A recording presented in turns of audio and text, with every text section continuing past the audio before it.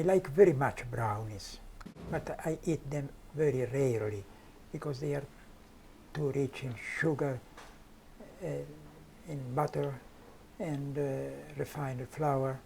So I prefer to prepare my brownies at home. And the basis of the preparation is sweet potato. You know, we don't recommend to eat potatoes because potatoes make you gain weight, they have very high glycemic index. But sweet potato, they are sweeter, but they increase glycemia much less than potato. So the basis will be a puree of sweet potato. So these revisited brownies are gluten-free just by their nature, and so as Professor mentioned, instead of using sugar and refined sweeteners, we're using sweet potatoes, and we're also putting a little bit of rice malt. Rice malt is very interesting because actually it is made of maltose, and it has a high glycemic index, but has the advantage with respect to sugar not having fructose, because a very dangerous component of sugar is fructose. And if we mix rice malt with a good fat, and we will use tahini. Tahini is the butter made with sesame seed. This will protect us from the high glycemic index of malt. So we've just steamed a kilo of sweet potatoes, which turns into about 700 grams of flesh, and it's nice to work with the potato while it's still warm, so that helps to amalgamate the rice malt, the tahini and the cocoa powder. Okay, so we start off with some just peeled, cooked, steamed sweet potato. We add 100 grams of almond meal, which we've just blitzed in the food processor. We add 100 grams of tahini, 100 grams of rice malt. So is 700 sweet potato, 100, 100, 100 of almonds, meal, tahini and malt. This is a Criollo cacao. It's a rarer strain, but it has much more natural sweetness. So as it's starting to come together, you can see how it's quite wet, but the actual dryness of the cacao will bring it all together now. Now we can sprinkle a bit at a time. Cacao per se is not dangerous. Chocolate may be dangerous because of sugar and milk and frequently, dramatically frequently. Cacao is an anti-inflammatory properties. This is just like a normal brownie batter, but with vastly different ingredients. So what we're doing today, we're going to add an Australian touch, because I know the actual brownie comes from America. We're adding some just chopped organic macadamias into the mixture.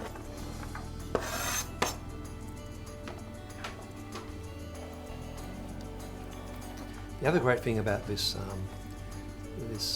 recipe is that you can put it into a tin and slice it into slabs as a brownie, but you can also use it as a base, as a flan base.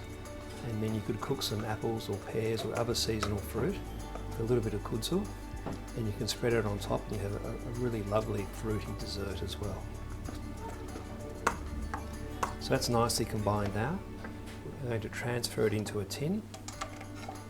Just a little bit of olive oil in the tin. So we just brush out so it doesn't stick.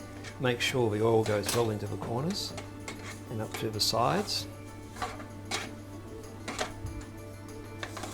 And then we put a little bit of flour in. I'll just use some.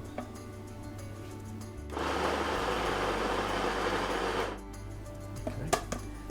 You could use rice flour if you're gluten intolerant, that's fine.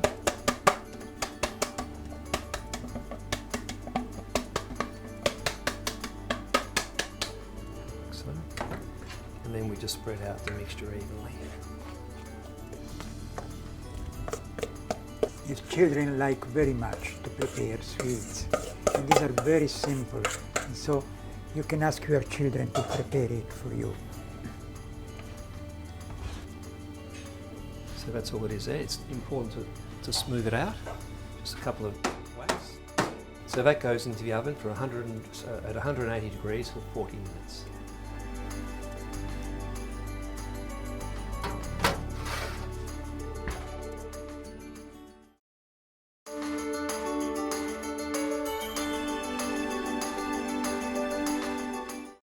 Apple juice is one of the many sweeteners we can use, and we'll go on to use other things like rice malt, cooked fruit, sultanas, and even dried apricots. But for this recipe, we're actually using apple juice, and that's the only sweetener. And I'm sure that once you've tried it once and your taste buds become attuned to having something which is naturally sweetened, the things which are really over-sugared, you'll probably reject them in the future. So let's make a start. So we've got apple juice today as our sweetener. This is about 1 litre of apple juice. Now that needs to simmer for 5 minutes. So this is 1 litre of apple juice. We're making a type of jelly, and instead of using the normal animal-derived product, we're using agar, which is a seaweed extract. It comes in either strands, powder, or flakes. Today we're using powder, which is probably the easiest form, but if you can find the strands, that's also a very worthwhile alternative. So it's very important with the powder that you have to dissolve the powder first into a little bit of the juice. So you just pour in the agar. Here I'm using about 8 grams of agar powder into the apple juice. You can see straight away it starts to thicken. And this so 8 grams for 1 litre? For 1 litre, that's 8 grams for 1 litre. And this sets beautifully.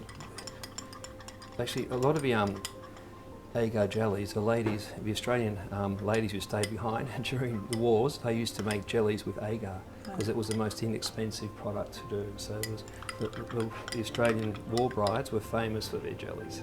So that just goes into here. This needs a heat process to activate, and then it just cools. And the other great thing about agar, it doesn't need to set in the fridge. I mean, it's quicker if you put it into the cool room, but it sets equally well at room temperature. And then for this recipe, we're adding the zest of 1 lemon. This gives it a really strong lemon flavour, and also the juice of 1 lemon. And for a little bit of extra spice and flavour profile, a slice of ginger, like that. Now we'll just take it across and we'll simmer for 5 minutes. So this is simmered for 5 minutes. I'll just take out the piece of ginger because we don't want that to set with the... And then we just give it one more stir and we just transfer it into a bowl so it cools. The advantage of this recipe is it's really very, very simple, very easy to do. You can do it at home in a few minutes. Let most of the heat come out of it and then put it into the fridge, and it might take probably needs at least 4 hours. At room temperature, it will probably take about 6 to 8 hours. And then this is going to set very firm, but that's not finished. We blend it to make it into a really smooth mousse-like consistency. The preparation with apple juice and agar looks like that. We now put in the mixer. We can add some almond cream or some grinded almonds.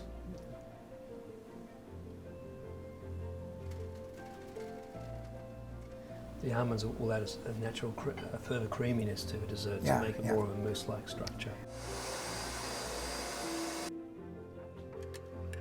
Sprinkle of almonds. They can stay actually overnight. They're ready to be served now, but you can certainly put them in the fridge for a couple of hours or even overnight with some plastic wrap over them. It is not an ice cream, but it is good as an ice cream. Yes. The ice cream you have when you're not having an ice cream. Yes, exactly. That's right.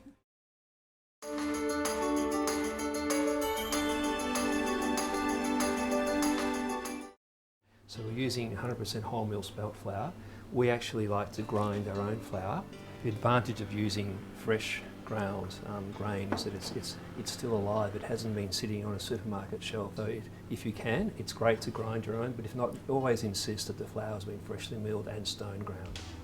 We're using 200 grams of the spelt flour. If you don't have a scale, you can just work with volumes.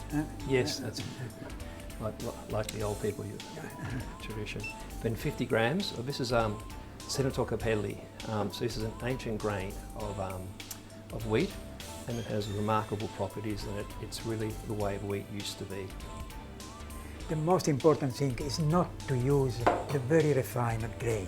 Now, if you can grind it at home, it's wonderful. If you cannot, but never use the 00 flour. The 00 flour is really, it's just the starch of the wheat. And we're not supposed to eat just the starch, we're supposed to eat the whole, the wheat germ, the bran. And if you do eat just the 00 of the highly refined flours, it's really not good for you. It's one of the reasons why a lot of people perhaps are becoming intolerant to gluten. Just a touch of sea salt. And we also need 50 mils of cold pressed oil. You can use sunflower oil or olive oil.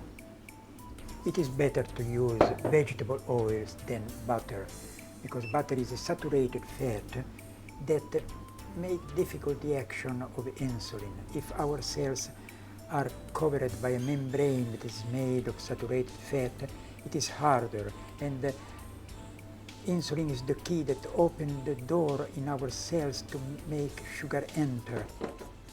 We just blend this with just enough water to form a smooth, stiff dough. So now what we'd like to turn that out onto a floured surface. So it just forms a nice, really smooth dough. So this just needs to rest covered in a cool place for about 60 minutes. It is better to let it rest, but if you want to do this for the breakfast in the morning, you can use also directly. You can. The reason why that it rests is so the gluten relaxes and it's easier to spread, but as Professor said, it's not that necessary. This dough is relaxed for over 60 minutes, so now we're just going to roll it out into a thin layer. You can see how it really spreads easily because the gluten is nice and relaxed. This could also make the base for a lovely apple pie and other sorts of things as well too. So this dough is a really multi-purpose dough. It's nice and thin. It's nice, yes. Perfect. We can just chop the ingredients by hand, so we don't have to use a food processor. And these are equal quantities of walnuts, dates and tofu. The tofu's been just lightly slimmered because the tofu needs to be cooked. You should never eat raw tofu. So we're just going to roughly chop all these ingredients. If you like a bit sweeter, you can add a further date. But the best is to have it in the same quantity, so it will be sweet but not too sweet, and it will help to teach to the taste to love less sweet preparation.